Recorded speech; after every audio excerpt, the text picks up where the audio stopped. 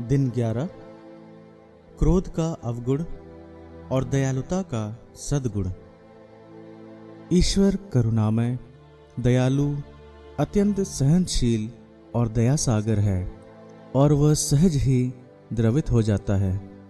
पिता ईश्वर ने संत यूसुफ को मरियम के पति और यीशु का पिता होने के लिए चुना। पिता ईश्वर ने जोसेफ का हृदय ऐसा ही करने के लिए ढाला था। उसने जोसेफ के हृदय में उन्हें संभालने, उनकी परवरिश करने के लिए और प्यार करने के लिए पिता के हृदय जैसी विशेष इच्छा प्रदान की थी। पिता का हृदय कृपालु और दयालु, विलंब से क्रोध करने वाला, अनुकंपा से परिपूर्ण होता है। संत जोसेफ का हृदय इन सद्गुणों में बनाया गया था। जिस प्रकार से उन्होंने मां मरियम और यीशु को प्यार किया, वैसा प्यार ऐसे ही मृदुल और प्रेमी हृदय से संभव हुआ था। जैसा कि कोलकाता की संत तेरेसा ने एक बार कहा था, ईश्वर की अनुकंपा का जीवंत प्रदर्शन बनो। ऐसा था जोसेफ का हृदय। वह ईश्वर की अनुकंपा का साक्षात प्रदर्शन था।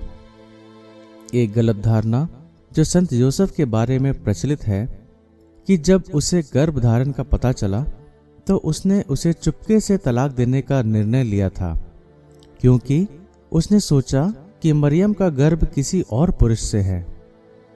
संत योसेफ मरियम से प्यार करता था और निष्कलंक हृदय को जानता था।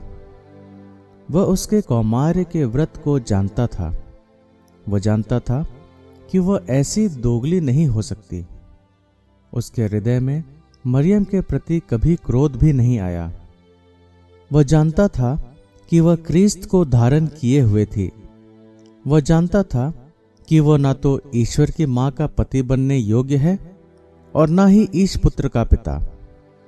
क्रिस्त के पिता और ईश्वर की मां के पिता के रूप में चुने जाने का विचार जोसेफ के हृदय में संशय पैदा कर रहा था कि वह कार्य उसके लिए बहुत बड़ा है। क्या वह उस कार्य के लिए काफी था? क्या वह ईश्वर की मां की अपने घर में परवरिश कर पाएगा और उसके तथा ईश पुत्र की देखरेख कर पाएगा? जोसेफ के हृदय में सबसे दयापूर्ण निर्णय यही था कि वह उसे तलाक दे।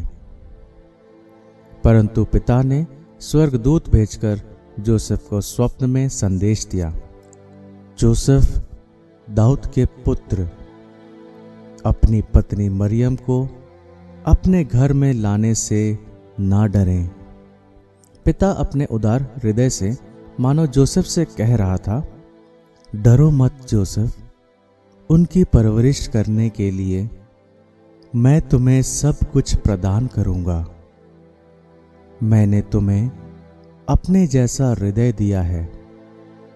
तुम मेरी ही तरह उन्हें प्यार करोगे। उनकी रक्षा के लिए मुझे तुम पर भरोसा है।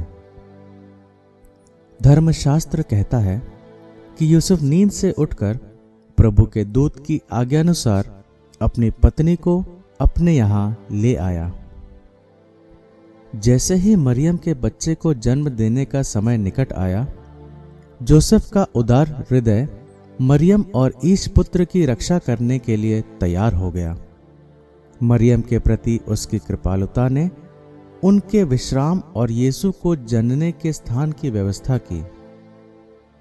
संत जोसेफ के जीवन में वे क्षण कितने सुंदर और महान थे जब उन्होंने मरियम द्वारा उत्पन्न मसीह को प्रत्यक्ष रूप से संसार में ग्रहण किया।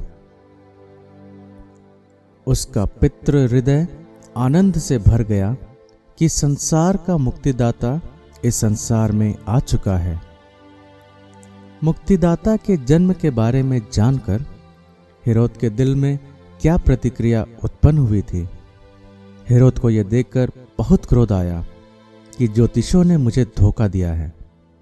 उसने प्यादों को भेजा और ज्योतिषियों से ज्ञात समय के अनुसार बेतलेहम और आसपास के उन सभी बालकों को मरवा डाला जो 2 बरस के या और भी छोटे थे। उसकी प्रतिक्रिया उसका क्रोध था जो मृत्यु की ओर ले चला। संत जोसेफ की कृपालुता जीवन की ओर ले चली।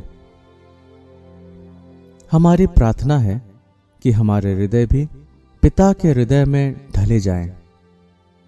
कृपालु और दयालु, विलंब से क्रोध करने वाला, अनुकंपा से परिपूर्ण।